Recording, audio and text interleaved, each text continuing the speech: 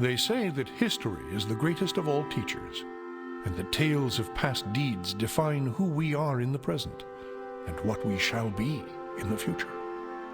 It is said that such tales shall, with each telling, illuminate us all with the light of truth. I shall tell you of such a tale. It is a tale quite familiar to me, for I have spent nearly a lifetime piecing it together and chronicling it here within this book.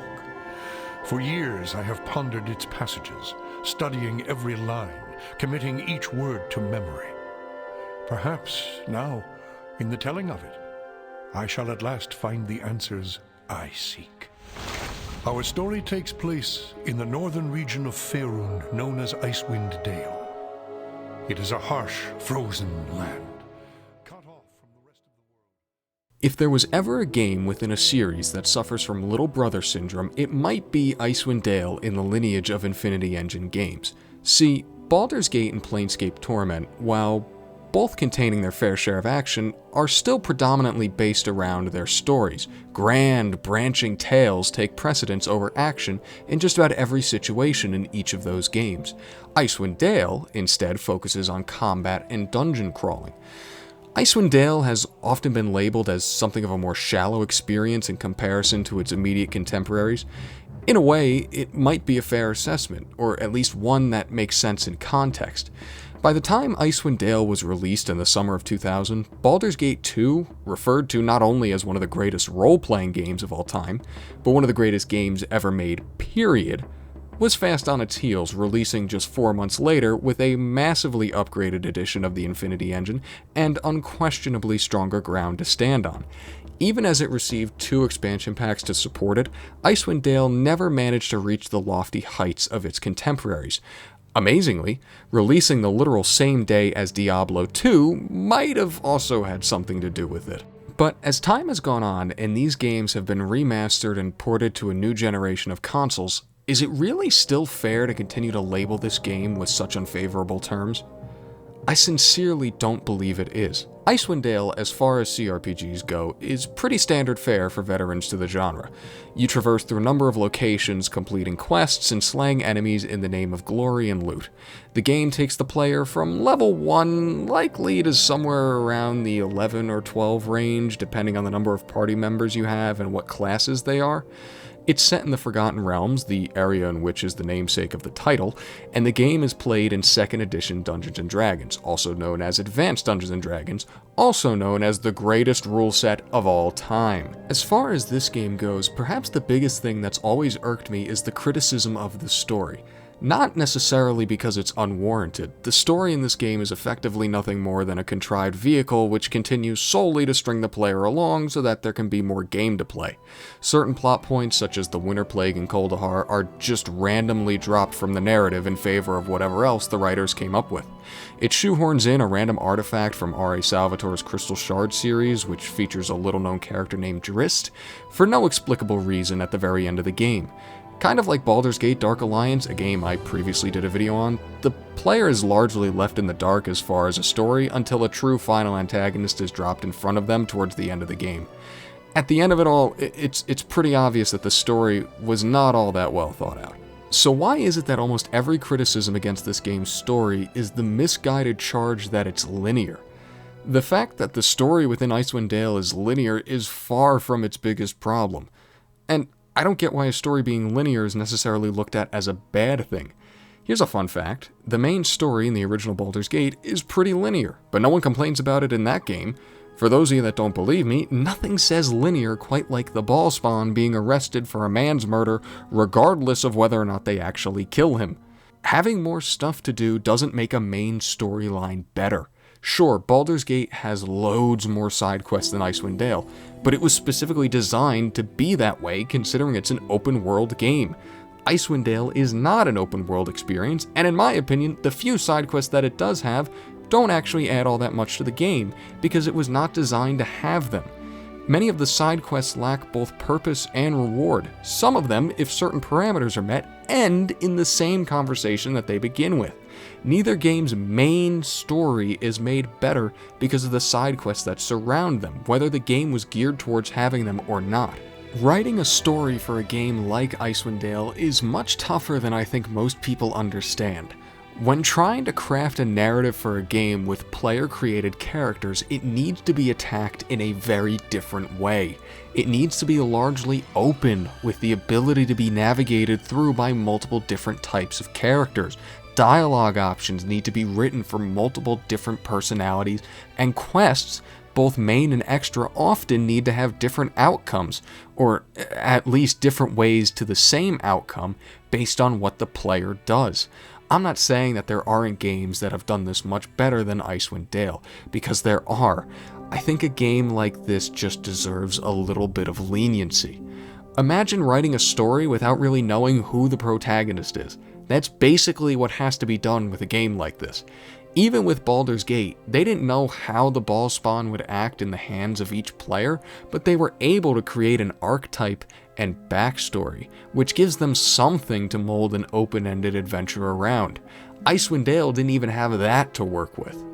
And if Icewind Dale's strength is the fact that it's combat-oriented, why is it never actually given credit for just how well it does combat? The fight against Zunamai is literally better than the final fight in Baldur's Gate, and pretty much all the combat in Planescape. And that's not actually really a fair comparison, because the combat in that game is very different. Maybe cut that. A fight undertaken within the first third of the game is more challenging than what is supposed to be the best on offer in the others. And it's not like that's the high point either. Without spoiling anything, just about every boss fight in this game is satisfying to a fault. The balance of challenge in Icewind Dale is leagues more fine-tuned than most other CRPGs. No matter what you do or what parties you construct, there are likely to be areas that you struggle with. The resistances and allocation of enemies constantly changes from area to area, forcing the player to rewrite their spellbooks and tactics to keep up. Even with the understanding that ranged attacks are generally always ridiculously strong, particularly in the hands of skilled fighters, that's more a shortcoming of low-level classic D&D as opposed to the game itself. Enemies, no matter what type, just don't have the armor class or resistances to fight against a skilled ranger or fighter using a bow. And even then, one of the first places you go to is littered with undead and aberrations that have as much resistance as can reasonably be found for the level. As far as I'm concerned, Icewind Dale is as good as combat ever got in an Infinity Engine game, and still holds up against modern takes on the genre. Can we talk about how awesome it is that you get to create 6 characters of your choosing? Look, I love recruitable characters in role-playing games, some more than others, but there is a feeling to handpicking your 6 characters that just does something for me. It's like it emulates the feeling of a tabletop game, you know? Whoever you want to be is completely up to you, and you're not restricted to only one character. It also helps to alleviate any holes that might arise from the character classes available in NPCs. Infinity Engine's spiritual successor, Pillars of Eternity, doesn't have a thief available out of its character roster in the base game, nor does the original Baldur's Gate 2.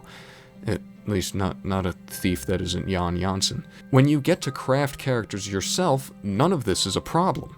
I've also always enjoyed the fact that it means you can craft something of a story for the party you create.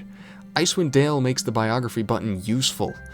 It's funny, when I played through this game on this channel, I had actually written biographies for each and every character. I never really got around to showing them in the playthrough, I imagine out of some sort of fear that they weren't good enough, and what they were like has completely eluded me at this point, but it's still a cool aspect that the player gets control of. I haven't even gotten to the music yet. This guy named Jeremy Soule composed the score. He's done some other stuff, composing for the Elder Scrolls series, World of Warcraft, and Guild Wars, you know, just some small indie stuff. And that's all I'm gonna say about the man, because as I was researching for this video, I found out he's currently an accused rapist. Yeah, no, I'm not even gonna touch that. But as for the music itself, there is some pristine work on display here. The soft, shimmering swaying to the cold to hard pieces, contrasting with the bombastic beats in the combat songs is just... it's good. A personal favorite of mine will always be License Layer. I have no idea how they managed to implement hard rock riffing into the score of a high fantasy role-playing game, but if it doesn't absolutely rip. Icewind Dale is the only Infinity Engine game that received 2 expansion packs. Okay. Trials of the Lore Master is little more than a Colosseum-esque dungeon crawl released after fans complained that Heart of Winter, the game's proper expansion, was too short. But still, there was enough interest in this game that the developers were prompted to go through the effort of making it up to the fans. Heart of Winter, while I'd be hard-pressed to say it's better than Throne of Bhaal, it's sure as hell better than Tales of the Sword Coast. If anything, for me, Heart of Winter is where those interested can find their story in this game. Yes, there's still a lot of combat, but there's a good bit more focus placed into making sure the narrative is cohesive. And at this point, I just consider it part of the base game. I'm fairly certain it's impossible to buy Icewind Dale today without the expansion packs. Heart of Winter was released after Baldur's Gate 2 and brought with it upgraded visuals by way of improved character models and resolutions found in that game, though not the numerous engine improvements. Still, the characters being nicer to look at is actually a huge plus considering every character in the original looks like they have a severe case of goddamn scoliosis. With Heart of Winter comes a much-needed dragon fight, because, come on, you can't reach a high level in a Dungeons & Dragons game and not fight a dragon. And it's a good one, too. I played through it twice on my last playthrough, it was that much fun. Oh, and when you've decided that one go-around isn't enough, you can thank Heart of Winter for providing an effective New Game Plus that buffs enemies and brings even greater rewards. Icewind Dale, in my opinion, is the type of game that was never put in a position to succeed. The issue with turn-based CRPGs is that, for the most part, the expectation has become that they will include a strong, thoughtful story.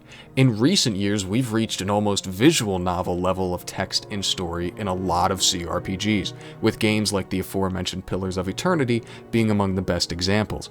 Turn-based role-playing games do not feel like they are geared towards focusing on the gameplay aspect. In contrast, a hack-and-slash game like Diablo is the exact opposite. With its randomized dungeons and fast-paced combat, consumers expect the gameplay to be at the forefront of the experience, and because of that, they're okay with it. But if the gameplay is fun and rewarding, as it is in Icewind Dale, then why does it have to be looked at as a negative? If anything, I look at the game as a huge triumph. Taking a story-based framework and reworking it enough so that it highlights the gameplay in an engaging way is a serious accomplishment. And for as much praise and credit as the other Infinity Engine games are lauded with, let's not act like Icewind Dale doesn't have influence of its own. The second Neverwinter Nights game received an expansion pack titled The Storm of Zahir, which is effectively an Icewind Dale-esque experience that places focus on the gameplay and sees the player create a party of characters as opposed to a sole protagonist. Guess what the reviews for it were? Well, the gameplay is good, but the story just isn't there. But it's fun, and it does exactly what it sets out to do extremely well. Listen, I understand why Icewind Dale has the reputation it does. First impressions are hard to change, and Icewind Dale was thrown into the arena to compete with some lions. Refusing to acknowledge the action-based intention behind the game's design when comparing it to others isn't fair. Neither is refusing to forgive it for some of its shortcomings, especially when readily forgiving the same shortcomings in other games. Yes, Icewind Dale is a fair bit different than most CRPGs, and it unapologetically puts a focus on its gameplay as opposed to its story. But convincing yourself that it is anything less than a great experience because of that fact might be criminal. Seriously, go play it and give it credit for what it is and what it does right, rather than looking for ways to put it in the doghouse. If they fail on their plans, simply take it from them. I have little patience when it comes to incompetence. Vita Mortis.